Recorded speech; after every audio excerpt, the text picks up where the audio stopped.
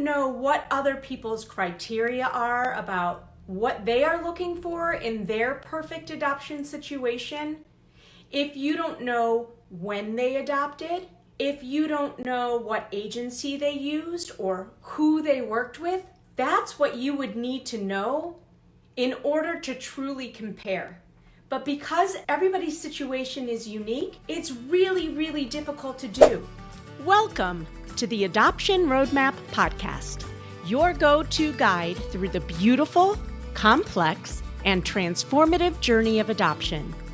I'm Rebecca Greenspan, a single mom through adoption consultant for over a decade, author of the Adoption Roadmap book, and your trusted guide.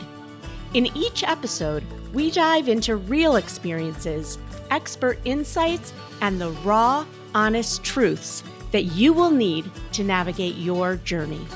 Whether you're just beginning, in the thick of it, or well past placement, you'll find support and community here to help you navigate this unique path with confidence and love. Adoption isn't all rainbows and butterflies. It is life-changing and worth every bit of effort. Let's learn, grow, and journey together on the Adoption Roadmap Podcast. Hello, I'm Rebecca Greenspan, founder and chief consultant of RG Adoption Consulting.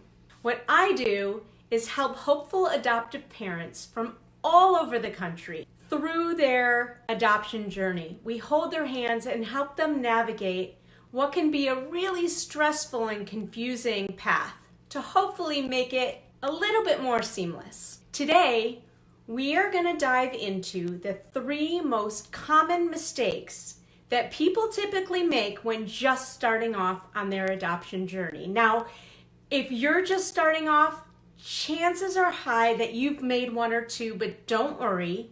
Today, I hope to provide you some more clarity so that you can start going down the right way and a whole lot more information. So let's get started. The first mistake is comparing yourself to others.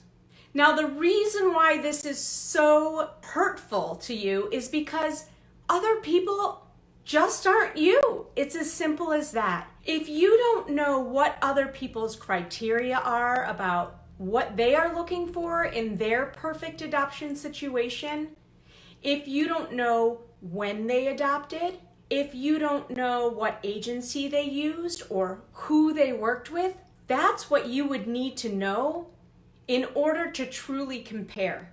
But because everybody's situation is unique, it's really, really difficult to do. Perhaps you're only open to 1 or 2 races and they were open to all races.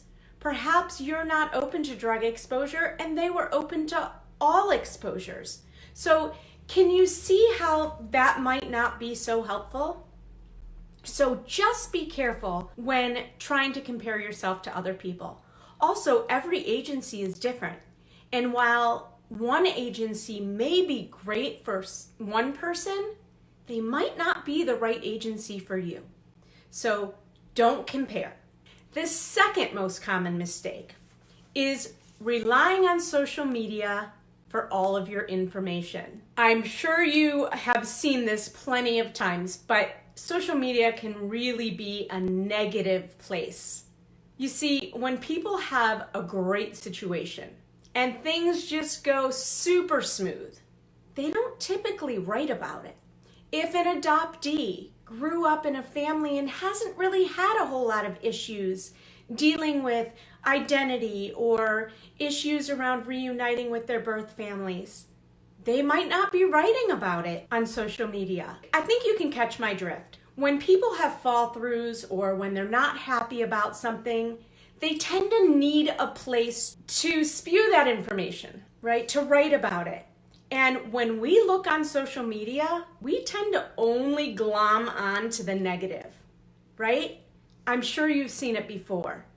You're reading, and what is it that you remember? Do you remember the positive things or do you remember the negative? So I'm not telling you not to look on social for information. I think it's great. but pick and choose the information that's going to be helpful for you, and go in realizing that you may see a lot more negative than positive, but that doesn't give you the whole picture. So don't only rely on social media. You've seen this before, right? The third most common mistake is choosing to only work with your local adoption agency in your backyard. Now, that could be perfectly great for you. However, you should also know that you have all sorts of options. You can work with an agency across state lines. You can work with one agency, or you can work with multiple agencies. But the point is you have options. And just because an agency is in your local community and maybe has a great reputation, again, might not be the right agency for you. Also, there's some agencies that want a lot of money up front, and some agencies that just take a little up front. So you have to look at the full picture and get a lot more information and statistics before you can decide which agency you want to work with. Now, I do want to say that for your home study, that local agency in your backyard may be perfect. So did that just open up some new possibilities for you, or did you just have an aha moment? It's good stuff, right? Well, I hope this didn't overwhelm you too much, but instead left you with some things to think about and left you with some ideas to maybe go down a different path or do things a little bit differently. If you liked today's video, I have even more to share with you. Bye-bye. Well, I hope you enjoyed that episode of the Adoption Roadmap podcast. If you did, I have a few favors to ask of you. First, please hit subscribe so you never miss an episode. And while you're at it, I'd love to hear your takeaways. Please write a review and let me know what you liked. And if you have a question or a suggestion on what you'd like to hear, I'd love to hear that too. Please shoot me an email at support@rgadoptionconsulting.com and let me know what you'd like to hear about. And if you have a question, I may just answer it online. Thanks again for listening. Tune in every Wednesday and Friday morning for a brand new episode of the Adoption Roadmap podcast. Until next time, bye-bye.